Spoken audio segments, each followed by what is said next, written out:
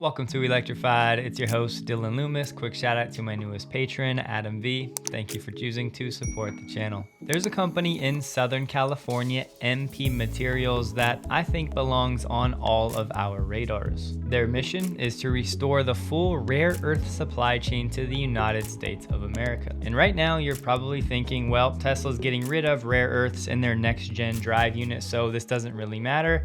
I would push back on that by saying Tesla's still going to be making plenty of Model 3, Y, S, and X that may not get that new drive unit soon, if ever. And they're not just used in permanent magnet motors, but they're used in other things like cell phones, computers, screens, cameras, etc. It's really not that these elements themselves are rare, but rather the extraction, refining, and separation of them can be quite challenging. Most importantly, and sadly no surprise, last year China accounted for an estimated 70% of rare earth output. And just 6 years ago, there was zero output coming from the United States. But fast forward to last year, and this one company, MP Materials, now accounts for 14% of the world rare earth output. That's all of it still coming from the US. You may have seen Sandy Munro on Twitter talking about a new discovery in Norway. Well, here's the backstory. For years now, scientists have been warning of a global phosphageddon,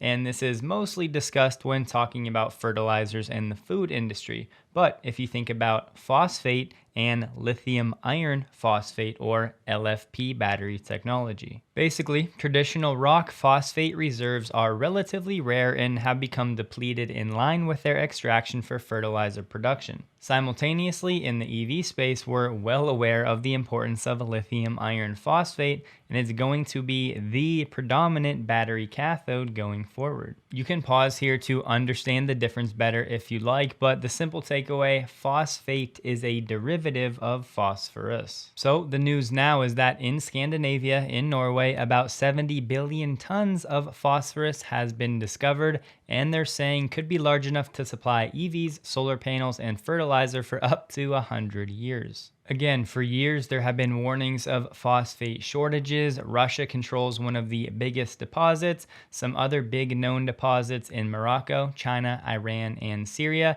Then we have a UK professor who said, we need to be a lot smarter in the way we use phosphorus. If we don't, we face a calamity. To contextualize the discovery of 70 billion tons, the global economy goes through 45 million metric tons per year. The governor of Nuevo Leon gave us an update on Giga Mexico, saying we don't yet have a date for when, but the good news is all permits for the environment, energy, water, everything is already checked. It's advancing. So at any moment, we are going to give them the news that the first stone is being laid, the groundbreaking we've now all been waiting for. He also added the information they have is that Tesla is in the final stage of design of the next gen vehicle, the Model 2, more affordable, whatever you want to call it. Saying, so now yes, with the design finished, what we know is that they're already finishing the production lines, the software, and everything that must be ready to start the plant. This is clearly political speak. Those of us that follow Tesla closely know they're never really done or get to a final design. They're constantly iterating and making changes. So we'll take it as good news, but reading all of the tea leaves, right now I would be hoping for groundbreaking sometime in Q3 of this year, and then first production starting sometime Q1 of 2025. That would be my guess right now. Carvana released its top 10 used electric vehicles sold for the first half of this year, and the Model 3 is the most sold used EV, which really is no surprise because for 2021 and 2022 full years, the Model 3 also took the #1 spot in terms of units sold. Can somebody just tell me if Jim Cramer's account has gone full on parody, because sometimes it's hard to tell, and am I missing some sort of joke here with him spelling lightning? Either way though, just wanted to share the reminder that our guy Jeff Lutz pointed out, Ford's ad spend on CNBC, NBC Universal last year was $108 million, or over 5.5% of Ford's total advertising spend in the US in 2021. You may recall that weird deal we talked about last week that Tesla signed, basically agreeing to stop the price war. Well, a few days later, and now that apparently has been nixed. Apparently, China also has some antitrust laws as well. The pricing pledge had violated China's antitrust law and said it would delete it from a list of commitments the automakers had signed. So now those same 16 companies are being forced to strictly comply with the antitrust law and compete fairly with independent pricing. The French finance minister just said he's very hopeful Tesla and Elon will pick France for an investment linked to EVs in Europe. When asked whether the deal could be for battery cells or other parts of Tesla's business, he said several options are on the table. That's it. That's the article. The new freshly built from the ground up Tesla Center in Victoria, BC is now done. For what it's worth, the word on the street is that yes, the destination chargers at this site are up and running. Some encouraging data: in Ireland in the first half of this year, there were 13,700 EVs sold. That compared to last year, 8,300, meaning EV sales are up this year 65%, now making up about 20% of all new car sales. A further 12.2 thousand hybrids were registered during the first half, along with 5.9 thousand plug-in hybrids. We got the export number for Tesla China in June. That was 19,468, meaning domestically 74.2 thousand were sold in June. And yes, right now the Q1 plus Q2 compared to Q1 and Q2 last year, that comparison looks great. It's up over 60%. Just remember that the factory was shut down for a few weeks last year in Q1. We already touched on the wholesale figures last week, but the short takeaway, everything looks right on schedule. Over the weekend, it was reported that the Malaysian Prime Minister was set to meet with Elon this week to discuss the possibility of Elon increasing his investments in Malaysia. He said Tesla will establish a head office in Malaysia, introduce Tesla's experience centers, service centers, and establish the supercharger network. In case you forgot, Tesla's entry into Malaysia is scheduled for July 20th, following Singapore and Thailand for Southeast Asia. Looking at the Tesla careers page for Malaysia, you will find 16 different job postings in Kuala Lumpur. For whatever it's worth, we have a Chinese source quoting a worker from one of Tesla's suppliers in Shanghai saying Model 3 production workshop is at a high level of confidentiality and the production line debugging has basically been done. We're now testing the modified Model 3 prototypes, Project Highland, on the factory road on weekends, and the production line is also doing follow-up improvement work. This would of course track to that expected September production for Project Highland out of Tesla China. At the very least, I think this is something for all of us to keep in the back of our minds. Data from Cox Automotive is telling us the nationwide supply of EVs in stock on dealer lots has swelled 350% this year to over 92,000 units. That's a 92-day supply, about 3 months worth of EVs, nearly twice the industry average. For comparison, dealers have about 54 days worth of ICE-powered vehicles on their lots, and we know Tesla is sitting all the way down at 16 days of supply. Tesla is not included in this data because they sell direct to consumer. We're all closely watching Tesla's competition sales numbers to see who's going to emerge for that second place spot, but are those sales going more to the dealer or to the end consumer?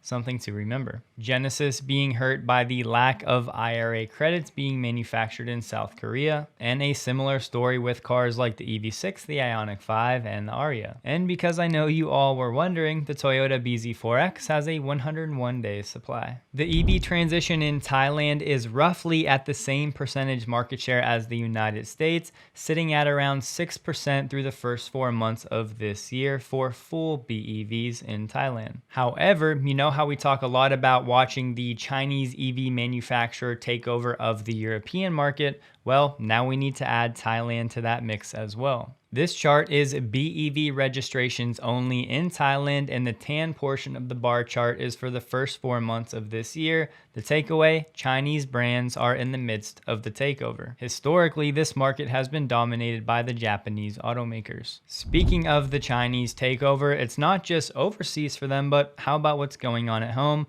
Local brands captured 54% of China's wholesale car market through the first half of 2023 from 48% 1 year ago. And just a fun fact, because I like to zoom out, see the bigger pictures, in 2022, sales of ICE vehicles in China we're about 8 million lower than at the 2017 peak. We've already reported on companies like Ford and GM and some of the Europeans slowly getting squeezed out of the Chinese car market by the domestic, mostly EV brands. And then there's Tesla, the unicorn with no joint partnership in China, which is a one of one. RJ Scaringe did a new interview with Bloomberg. We didn't really get much new, but he did say the R2 platform is sized to fit the US, Europe, and China very nicely, so confirming a global platform. And on the R2, the entirety of the program has been set up to make sure it's IRA compliant, so we should expect all of the vehicles on the R2 lineup to get the $7,500. And reconfirming the price points between $40,000 and $60,000. And because Rivian is not breaking out its production by vehicle, RJ told us to expect about 20% of the production to be for commercial purposes, the EDV,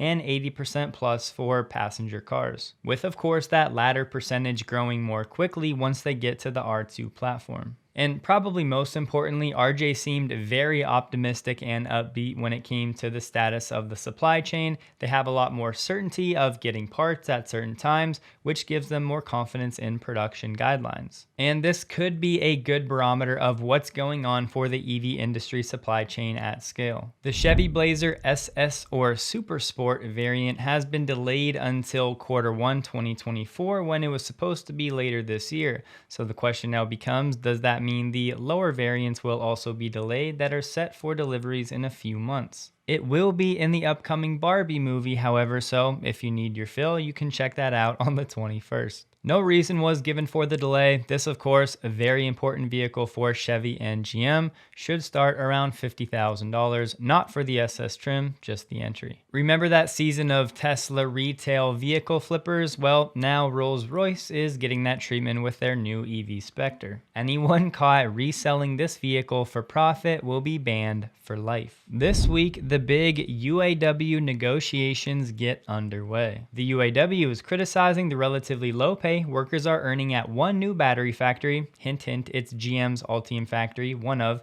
and they're blasting the closure of older gasoline vehicle factories. If things don't go well, we could see strikes as soon as September. And somewhat of an eyebrow raiser, the UAW has withheld their endorsement for Biden's re-election campaign, saying first they expect help to ensure that workers win strong pay and job security in the EV era. Encouragingly, the UAW says it isn't opposed to EVs, it just wants the jobs to pay well, and that GM Ultium factory does not yet have a UAW negotiated contract. They're saying those Ultium workers are only getting $16.50 an hour, or half of what GM workers used to get at a gasoline plant in that area. Gasoline plant meaning ICE factory. Additionally, the UAW is upset with all of these billion-dollar loans for EV manufacturing, while there's been no consideration for wages, working conditions, union rights, or retirement security. To wrap up that convo from earlier, a Renault exec is saying there's a Chinese storm looming over Europe's EV sector. This during a critical juncture for the EU when they're realizing how over-reliant they are on China for the supply chain. The chairman of Renault said, when I talk about a Chinese storm, I'm talking about the strong pressure today related to the Chinese EV imports into Europe. We're capable of making EVs, but we're fighting to ensure the safety of our supplies. If you've been around the channel for a few months, you will have heard me say this is one of the bigger storylines in the auto industry. And the chair said, as any careful manufacturer would do, we're looking for alternatives to avoid paralyzing the country if, for example, we run out of batteries. That gets into the whole e-fuel, synthetic fuel conversation. But this Chinese auto takeover could change the game, and eventually those ripple effects could hit the United States. You can find me on Twitter at DylanLoomis22. Hope you guys have a wonderful day. Please like the video if you did, and a huge thank you to all of my Patreon supporters.